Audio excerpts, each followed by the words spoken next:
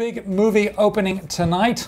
Rob Burnett, you might know from The Late Show with David Letterman, made it, and here he is in his office to talk to us. Rob, thank you very much for joining us, and congratulations. Thank you very much. Thanks for having me. I'm excited. It's called We Made This Movie, yes, and it's about the making of a movie that's so bad it's good? Yes, in a way. What happens is it's these 5 high school kids. They live in a very poor town. They have no prospects, and they decide, we're going to go out and make a movie. Hello, everyone out there in movie land. Movie land. My name because we have video cameras, and everyone can do it today. Well, everyone can do it, but not necessarily everyone should do it. So they go out and they try to make a movie, kind of like Jackass, you know, a very lowbrow comedy. They're going to prank their teachers and do all this stuff, but they're awful at it. They're not funny, they're not fearless, it's terrible. You know what, if you think this movie's gonna suck, why don't you just come out and say so? What, are you blind? The movie already sucks. But the trick of our movie is that the main character is so excited, filled with adolescent hubris, that he gets 3 freshmen to show up to follow them around because he wants everything captured. For the DVD extras, he wants the making of their movie. I was so sure we were gonna be famous. I got 3 freshmen to follow us around with cameras. You know, for the making of it. Well, what happens is they're trying to do their movie, but meanwhile these freshman cameras very subtly start capturing their lives, which you start to see are quite heartbreaking. And they all have really touching coming-of-age stories. What inspired you to make this movie? Is it the economic climate being so dismal, particularly for young people? You know, I think it was more for us the fact that there is all of this technology in the world right now, and everybody has access. It's amazing to me, you know, having been in this business now for a while, that, you know, my kids are cutting their home movies on the same software that I'm cutting the Letterman show on, or my movie.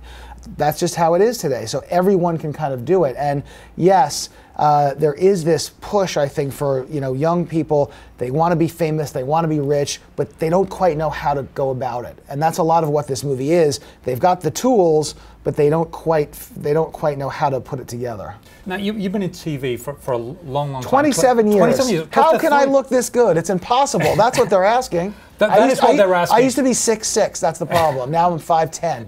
You've seen a lot of changes in the business, particularly this move to digital that we have now, yeah, which we're on at WSJ Live. Is that the way movies are going now? Is it doing things on the cheap and creatively and trying to work around? Is that the way you see the future? Well, I think it's an avenue. Look, I think a lot of people say, you know, bookstores, music stores, movie theaters, they're all going away. There's a huge problem there. Movie theaters are not going anywhere.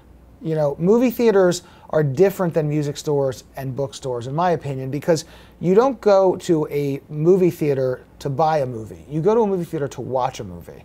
The other ones are outlets to buy. And now there's much easier ways to buy things with clicking buttons. That experience is what it is. And as long as there's teenagers that want to get away from their parents and go sit in a dark room, movie theaters will exist. You know what I mean? Now, having said that, there's a whole nother way to do things. There are now other screens that you can see things on, and large chunks of movies will be consumed on these other screens. So the business is absolutely changing. Movie theaters will be there, but there will also be movies like ours that maybe, you know, we had a choice. We could have gotten a distributor for a movie like this and probably opened it on 3 screens in New York, 3 in Chicago, 3 in LA. It would have cost several $1 million to market that. Hope we get some word of mouth, hope it builds. That's a way a traditional movie of this size would go. We decided, you know what, let's try something completely new. I watch the way my kids consume things. You know, we'll give this a shot. What was your favorite moment during the filming? At 21 days, breakneck speed, presumably there were some funny moments. You know, the best part of this movie for me was working with these kids, because they were so happy and so energetic. It was most of their first jobs. I didn't have the heart to tell them that Every episode of Ed cost $2 million.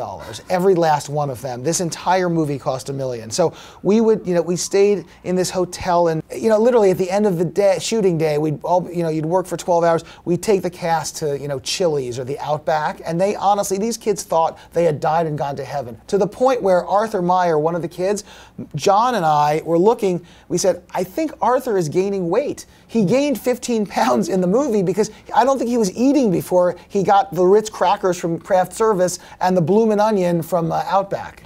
I love that. Thank you very much. Thank you so much. Congratulations on your movie. Thanks and good very luck much. tonight. That's it. That's WSJ Live.